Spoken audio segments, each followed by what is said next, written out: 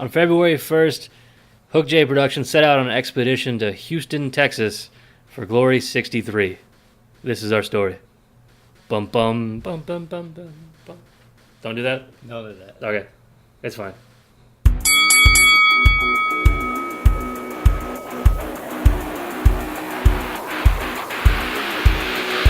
They're here. Welcome to the hookedj Podcast. Who the fuck is that guy? Who the fuck is that? When it's all said and done, I know one thing that I can do. I can fight.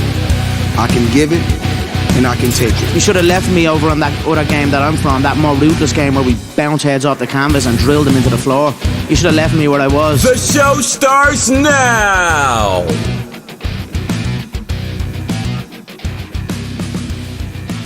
So hookedj Productions, that'd be me and Jacob, hookedj.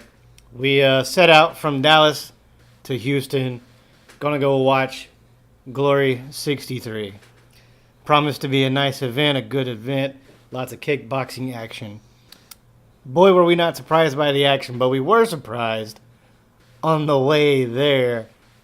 So just to get the whole story right, a couple months ago we decided hey, let's try this out. Let's see if we could be invited down there. Sure enough, we were. We got the invitation Monday of that week, and we're like, all right, we're gonna go down there Friday because we both had to work. So right after he got off work, I'd met him in his house, and we decided we're gonna drive down there. It's a 4-hour trip, if you guys don't know, from Dallas to Houston. And then, that whole trip, that's kind of a straight shot from here to there, right? There's not really any twists or turns. Nope. Straight down the highway. So it seems like a straightforward type drive. But, what was it, 45 minutes? 45 minutes. It was about 45 minutes down the road. I happened to have a flat tire. So we had to sit there and stop, pull over, fix that. Luckily, there was a trooper that was by that helped us out with a lug wrench that apparently mine was not good enough. So Jacob's lug wrench was frayed open on one point, so it would not grip one lug nut. One lug nut, though, I think happened to be over tightened onto that freaking vehicle, because it took me a lot of oomph to break it free with a really good lug wrench. So, yeah. But it took us maybe 20 minutes because we had to wait for the state trooper to turn back around to come help us. And hopefully he happened to have a lug wrench that we could use. But that knocked an already small schedule we had. We had to be there at a certain time. It already shortened that little wiggle room we had, just shortened. And on the way down there, afterwards, we had another light come on that was a warning light, and it started to kill my car, essentially. So we had to pull over the side of the road. It's a warning light for the temperature gauge for the transmission, because the tire I had, the donut I had on the car, was slightly bigger than my actual wheels. So it caused the temperature of the transmission to rise, which slowed the RPMs. Eventually, if I were to kept going, it would probably kill the car completely, and we would have been stuck. So we pulled over. We had to wait 20 minutes more. So that shortened our time even more. And we had to rush to get to Houston. We had I think it was an hour and a half after we started again. Something like that. After we started again, we had maybe 2 hours left on the road. But the catch was we had to keep it below 75, 70, just to keep it from overheating. So we're trying to baby this thing. The car is a good car, but because of the wheel discrepancy, and the unwanted friction, the drivetrain, and all that good stuff happening, we had to take our time and baby this thing, and it was a interesting show, I should say. It was an interesting time we had. So we're on the road. We get into Houston, right? We get into the city limits. You can see the sign. We're looking up how to get there. There's a traffic jam on one side, so we have to go down the toll road, right? So we're going down the toll road, doing our little zigs and zags, and the entire time, Justin has to piss ferociously. I've, at this point, been holding it for about 3 hours, and I know we can't stop, because if we stop at all, it's going to be game over. We're not going to get there in time to get the credentials. So, I've pretty much put my hand in my pants, stuck a cork on it, and tied it in a knot. Did everything I could to get this thing from popping. So we're driving. We finally find the place. We find the place to park. We park. We get out. And of course, he has to go take a piss. So I drop him off a little bit and then pull up to the parking spot so he can take a piss. Let's just get this straight. He pulls out, or he pulls into a parking spot, tells me to get out. I'm like, yeah, I'm going to piss right here behind this car. I can get out. I unzip, I pull it out, and this prick starts backing up and shines his lights on me. I'm in the middle.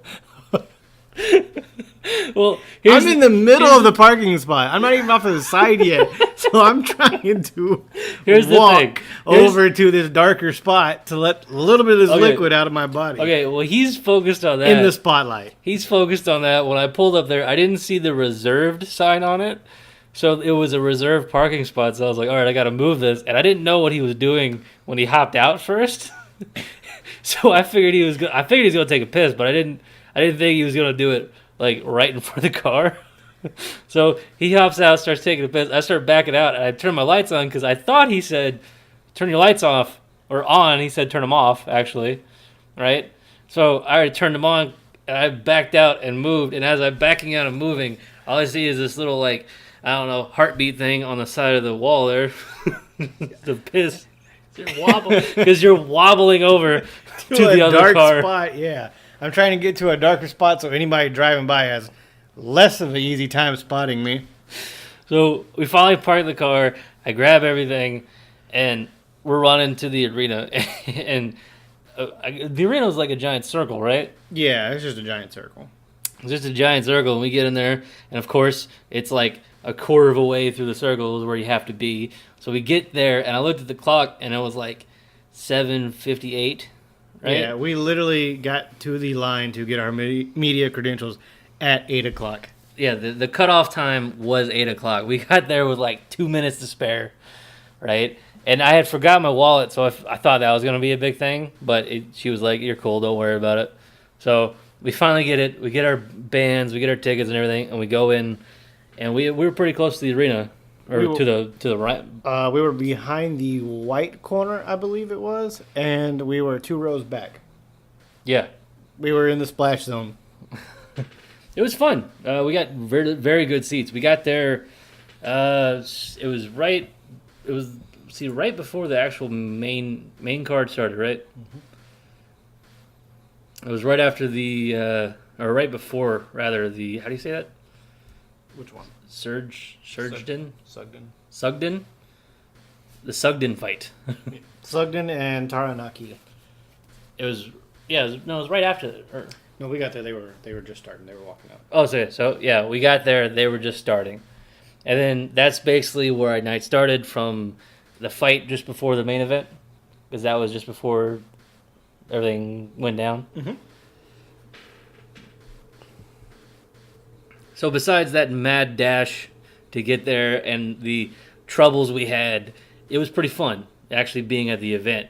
So we're just gonna go over like our favorite moments of it and what we liked, what we didn't like, going forward from the Sugden fight. I think the first fight that I was really interested in watching was the Wilness and Rodriguez fight. Rodriguez just got his leg blown apart, man. Wilness was just racking him so hard, right in the inner thigh. This to me was a well. First of all, I gotta give props to everybody who came out to watch Rodriguez, because it seemed like half the arena was there for him. Yeah, it was a hometown boy. You know, when he was coming out, people were chanting his name. And I got confused because they're comparing Jacob.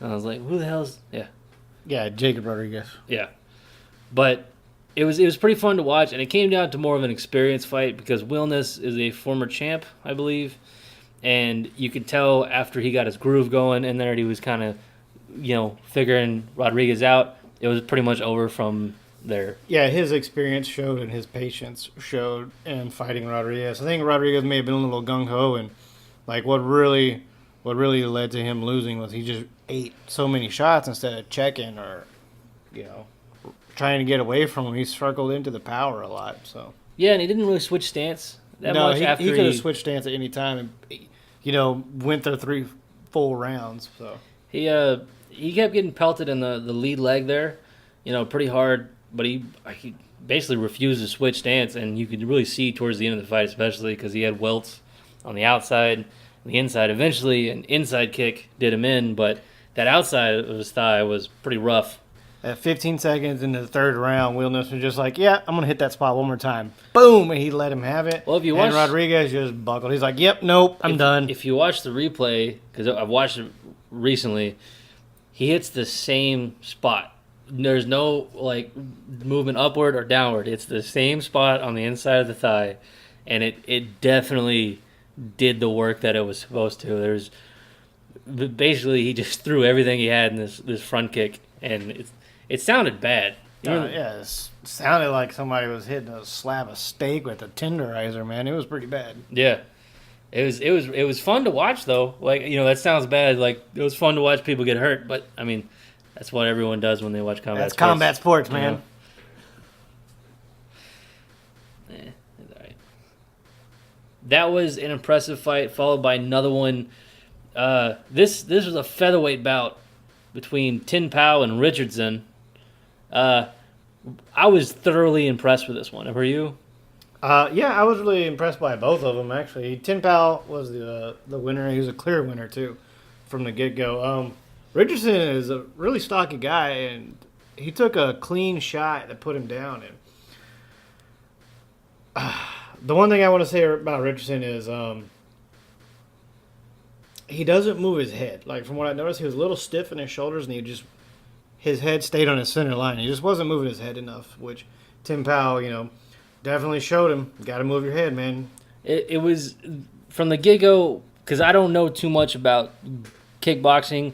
I watch it every now and then, but I'm not an advocate fan of it. I'm not one of the people that are like, oh, you should check out these guys. MMA is more my thing. But I do check out a couple people, and I do know a little bit about striking.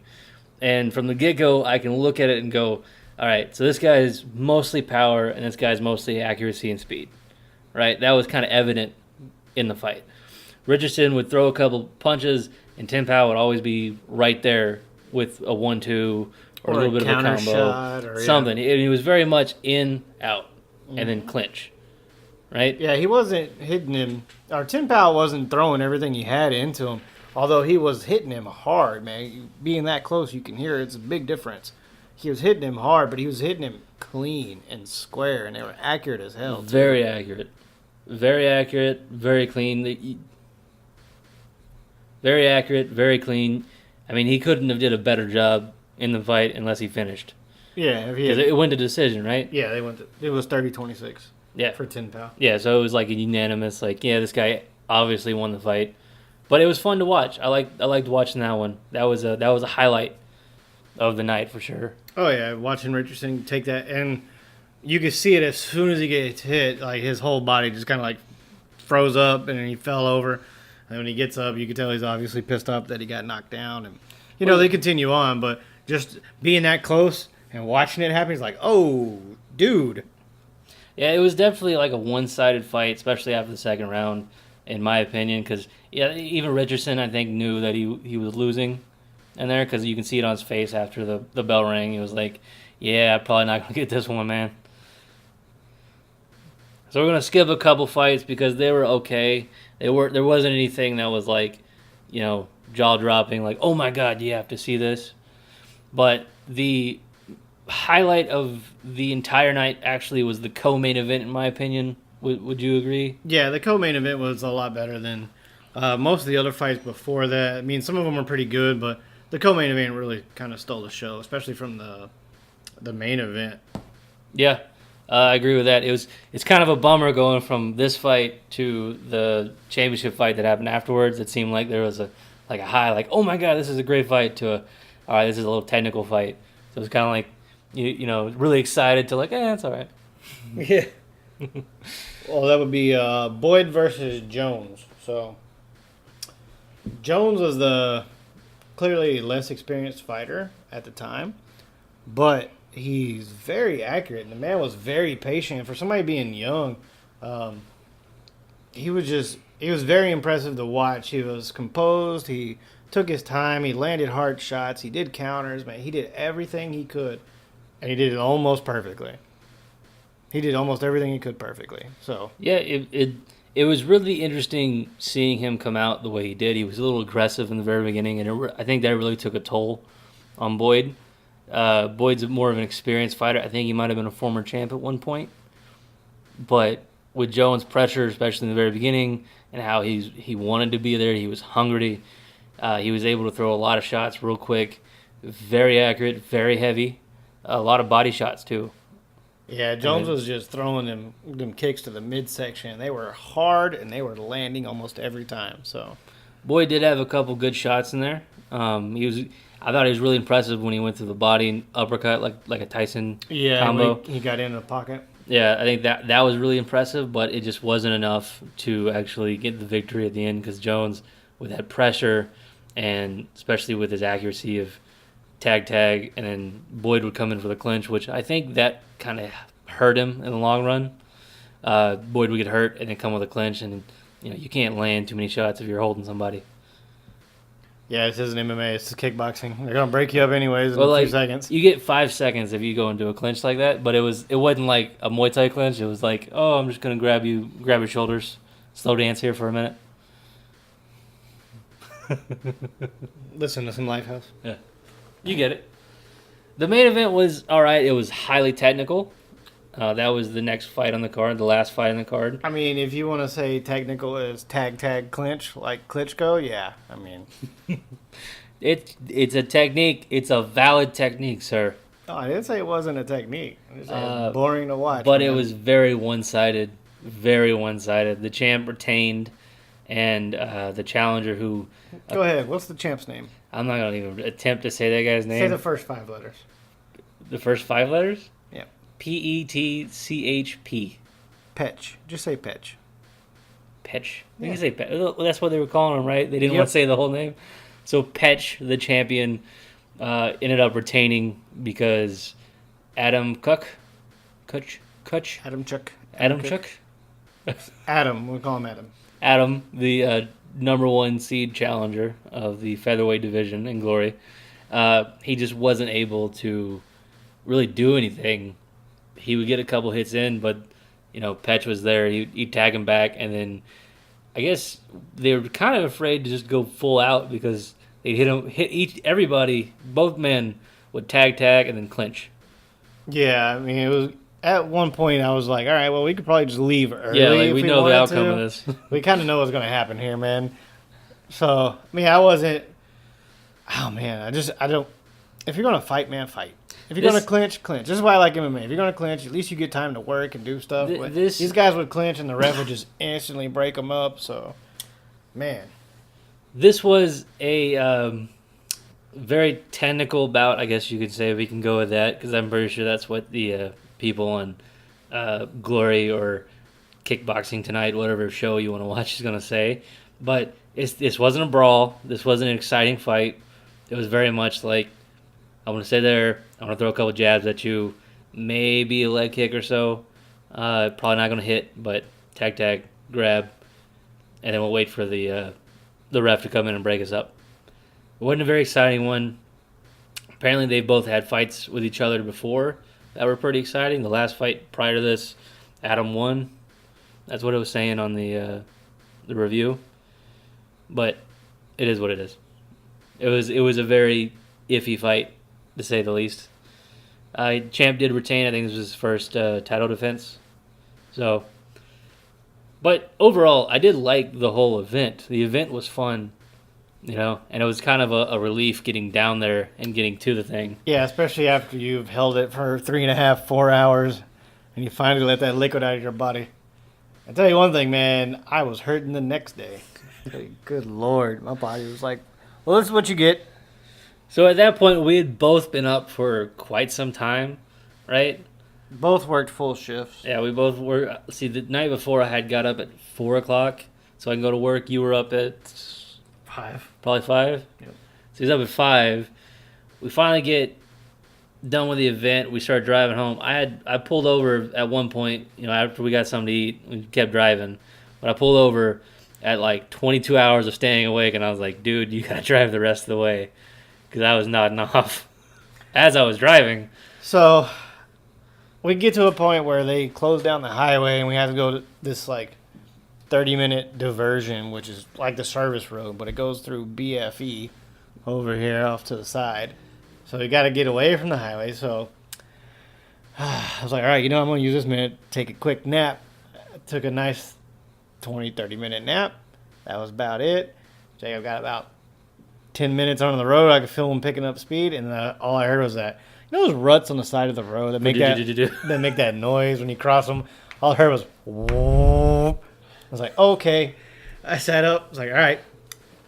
Pull over at one of these spots. We'll switch places. Okay, he pulls over.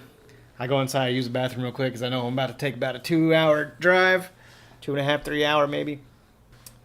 Come back out, and this fucker has already laid down the back seat and is sprawled out across the back seat and the trunk in this Jeep. I was like, yeah, I'm done. Yeah. Like, what's the point of me staying awake? All right, you got this. I can tell you right now, the last 30 minutes when we were about 30 miles out, I said Dallas, 30 miles was the hardest 30 to 45 minutes I think I've driven in a while. I was literally sitting in the seat, rotating my shoulders forward, like, I'm doing like a warm-up exercise just to keep myself moving so I'd be awake. I did that for about 20 minutes. Whew. At one point, we were at a red light, and he was warming up like Vanderlei with his arms, trying to... Gotta do the wrist rotation like Wanderlei Silva. Yeah, it was just... I don't ever want to do that again without sleeping somewhere. Point. Yeah. If we decide to do the Houston run, it's gonna be on a day we're both off, or if we're not, at least I'm gonna get a hotel. Dude, something. Maybe one of those sleazy motels for an hour. One of those days where we're not full shift of work, and then go. Yeah. But it was a fun trip. We did like the event, and we're looking forward to possibly covering more.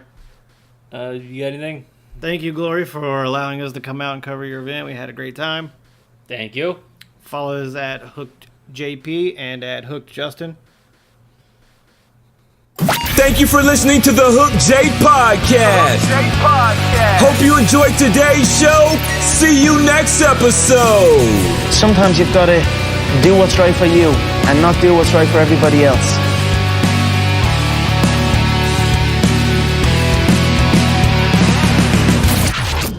Let me ask you this, all right? Who would win in a fight? Okay? Goku or Superman? Oh, God. We can't have this on an ending segment. Who's going to win? All right, so I think Who's the winners... All right, hold on. You get... It's a comic issued by Image, right? So it's an independent one. Right? They license out the characters, so it's someone else writing it completely unbiased. Goku. Okay.